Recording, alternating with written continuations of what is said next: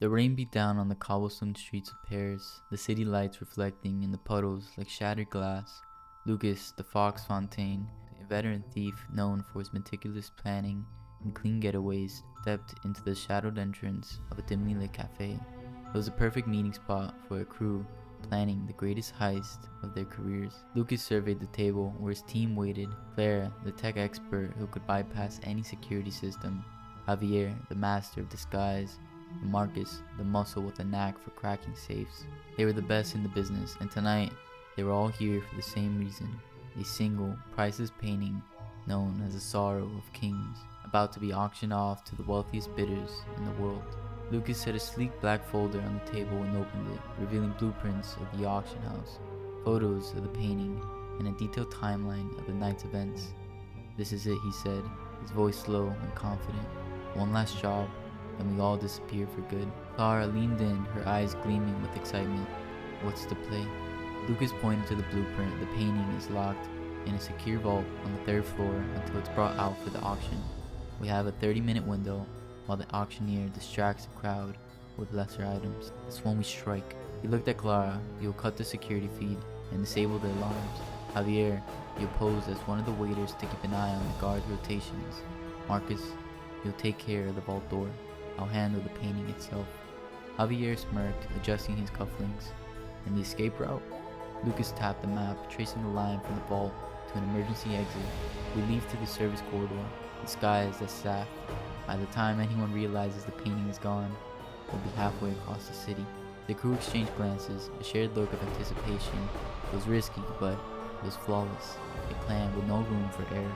Lucas leaned back, watching them with a satisfied smile. He had spent months planning this heist down to the smallest detail, but as he folded the map and closed the folder, a flicker of something darker crossed his face, gone before anyone could notice.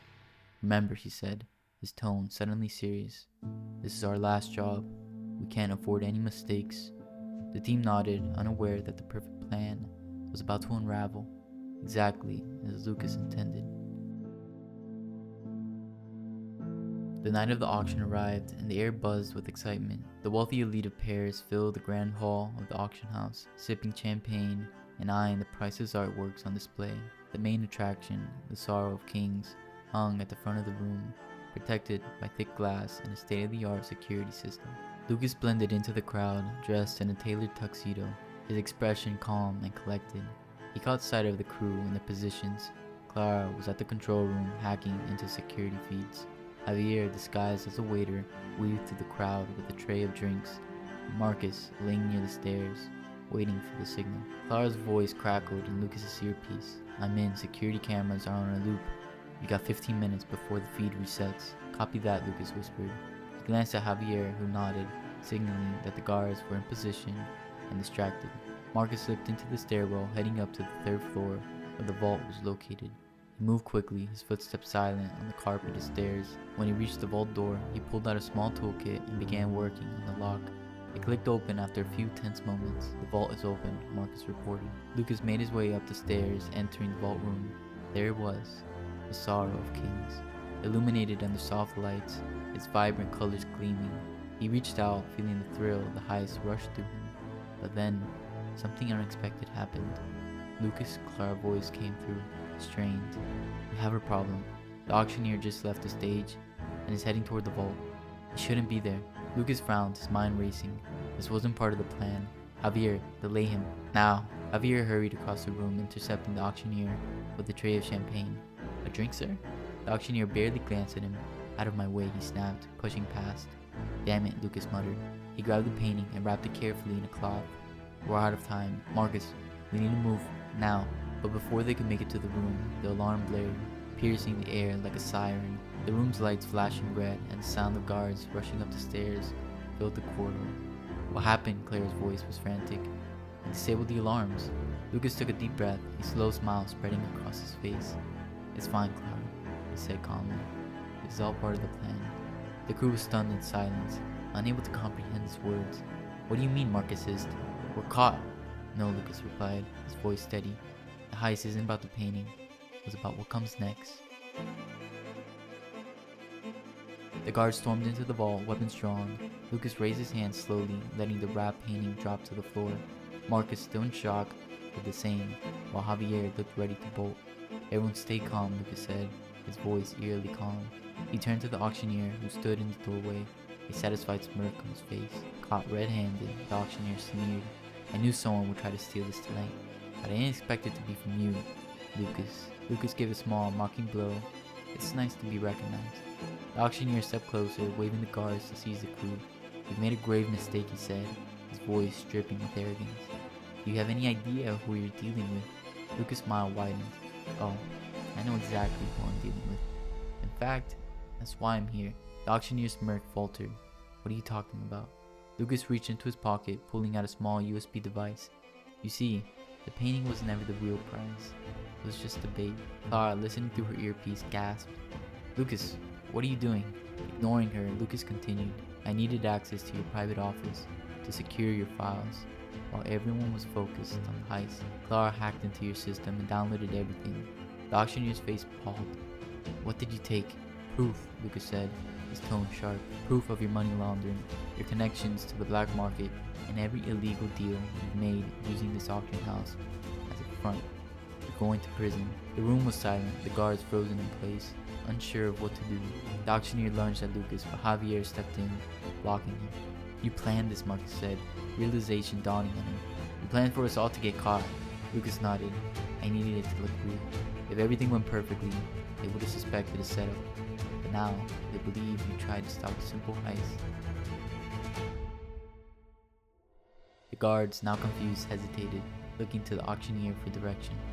"What are you all waiting for?" the auctioneer barked. "Arrest them." But Lucas held up the USB drive, turning to face the guards. "Before you do that, you might want to check your own accounts," he said coldly. "Your employer has been using you as pawns in a massive money laundering scheme. Your payroll is tied directly to these illicit funds.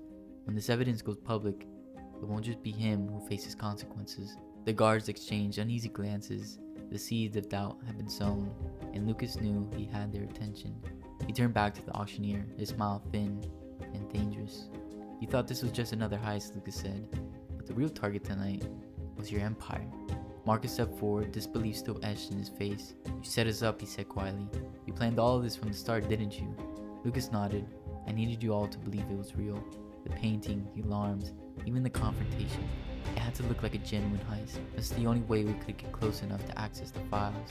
Clara's voice crackled through the earpiece, filled with a mix of awe and frustration. "You're insane, Lucas. I thought I was hacking security for a painting, not exposing an entire criminal operation." "I'm sorry, I couldn't tell you," Lucas replied softly. "But if you knew, it would have changed your reactions. I needed you all to play your roles perfectly." Javier laughed, shaking his head in disbelief. "You really are a fox, aren't you?" Lucas gave him a wink. "That's why you agreed to the job, isn't it?" The auctioneer, seething with rage, made one last desperate move. He pulled a concealed pistol from his jacket, aiming it directly at Lucas. "You think you've won?" he spat. "You have no idea who you're dealing with. I have connections, powerful people who will bury this before it sees the light of day." Lucas didn't flinch. Instead, he raised his hand slowly, holding the USB drive up like a prize. "Maybe," he said, his voice calm, "but I made sure to send copies to every major news outlet and law enforcement agency in the country before we walked in here." The auctioneer's face went white as a ghost. He looked around frantically, realizing for the first time that he was truly trapped. The guards, no longer under his sway, stepped back, their faces blank with shock. "You're finished," Lucas said quietly. "The auction house is just a facade. You used it to hide your crimes, but tonight, the mask comes off." With a roar of frustration, the auctioneer threw his gun to the ground. He knew it was over. The sound of sirens filled the air as police vehicles screeched to a halt outside the building. Lucas turned to his crew, a small triumphant smile on his lips. "Time to go," he said. "We have an exit to make." Lucas led the crew through the service corridor, the sounds of chaos echoing behind them. The auctioneer's desperate shouts mixed with the blaring sirens as law enforcement stormed the building. They moved swiftly, slipping out through a side door into the narrow alleyway, the night air cool against their faces. Clara was the first to speak, her voice filled with a mixture of relief and anger.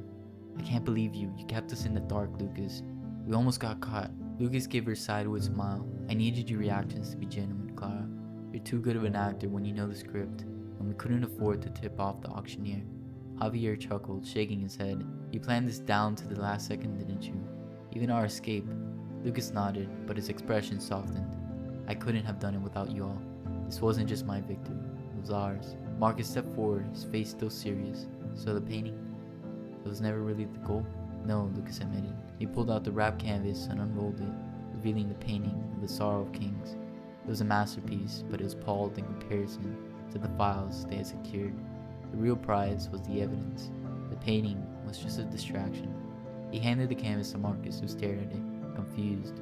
What are we supposed to do with this? Lucas grinned. Keep it. Sell it if you want. I don't care about the money. We already got in what we came for.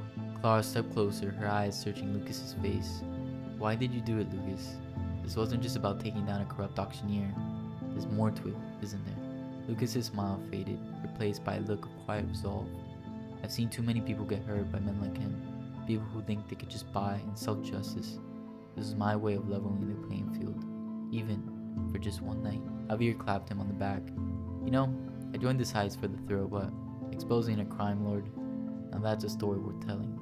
They moved through the alleyway, disappearing into the night, blending into the shadows. Lucas glanced back, watching the flashing lights of the police cars reflected off the rain-soaked pavement. He felt a strange sense of peace, knowing that the auctioneer's empire was crumbling. As they emerged back onto the street, the crew split up, each going their separate ways. Clara turned back, giving Lucas one last look. So what now? Lucas smiled, slipping the empty USB drive into his pocket. Now, we disappear. For good this time. Clara nodded. Good luck, Fox. Same to you, Lucas replied. He watched her fade into the crowd before turning away, his steps light and free. The night air was crisp as he walked away, blending into the city he knew so well. He didn't need the painting or the fame. He had the real prize, the satisfaction of a job well done, and the knowledge that he had taken down a monster without anyone ever knowing his name. As the city lights flickered in the rain, Lucas Fontaine vanished into the night, leaving behind only the whispers of a heist that will go down in history as one no one saw coming.